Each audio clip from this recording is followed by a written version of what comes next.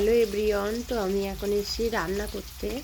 তো আজকে তোমাদের সাথে একটা জিনিস শেয়ার করব। আমি আজকে রান্না করছি শঙ্কর মাছ। তো আমার এখানে হয়ে গেছে, মাছটা ভাজা করে রেখে দিয়েছি, যে আলুটাও ভাজা করছি। তো আমি এখন শুকনো লঙ্কা ফোড়ন দিয়ে দিলাম,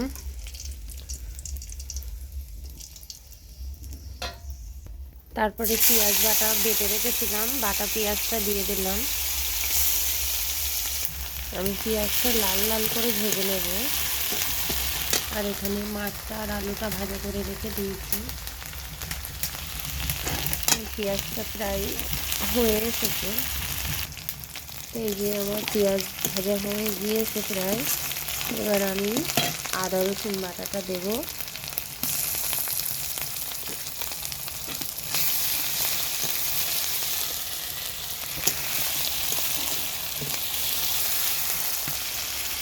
এই যে আমি টমেটো আর লঙ্কা বাটা দিয়ে দিয়েছি। স্কিপ করে গেছি, আমার মনে ছিল না স্কিপটা নিতে। এবার আমি পরিমাণ মতো লবণ, পরিমাণ মতো হলুদ দিয়ে দিলাম, মিশিয়ে নেব। তারপরে আলুগুলো সব একে একে দিয়ে দেব।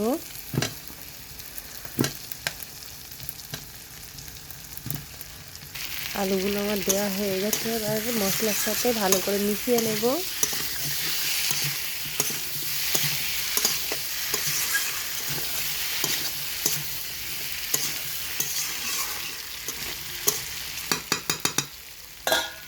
এবার একটু ঢাকা দিয়ে দেবো, মেশানো হয়ে গেছে। এবার আমি জিরে কাঁচা লঙ্কাটা বেটে নেব।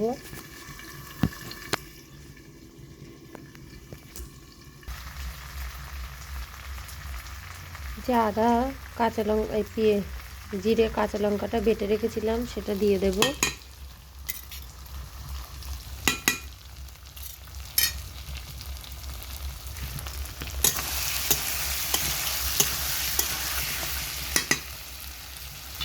আর খানিকক্ষণের জন্য ঢেকে দেব। কিছুক্ষণ ঢাকা দেওয়ার পরে আমি ঢাকাটা এবার সরাবো। সরিয়ে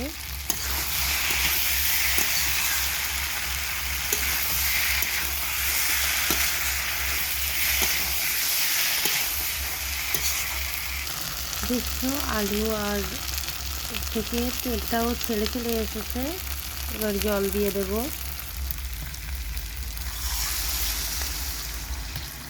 পরিমাণ মতো জল দিয়ে দিলাম।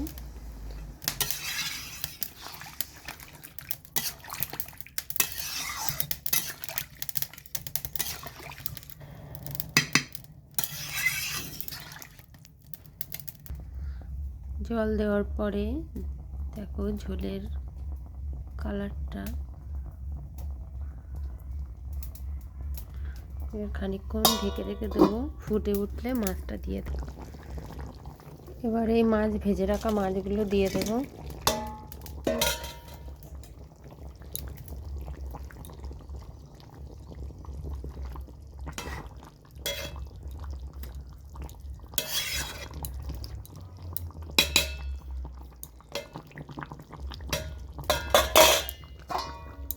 কিছুক্ষণ আবার ঢেকে দেব। এবার বেটে রাখা গরম মশলাটা দিয়ে দেব। আমি কোনো কিছু গুঁড়ো ব্যবহার করি না, সবই শিলে বেটে দিই।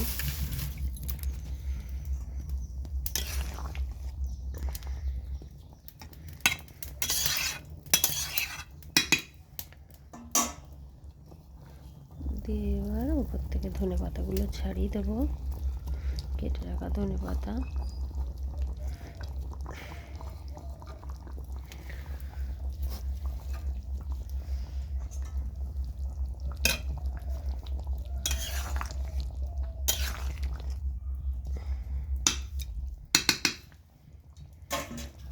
এবার একটু ঢেকে দেবো খানিকক্ষণ পরে। এবার জালটা একটু আস্তে দেবো। আমি উনুনেই রান্না করি। ওই ধারে আমার ভাত হয়ে গেছে বলে আমি এধারে টালি চাপা দিয়ে রেখে দিয়েছি। আমার দুই উনুন দেখতে পাচ্ছ। তো ভিডিওটা কেমন লাগলো কমেন্টে জানাবে।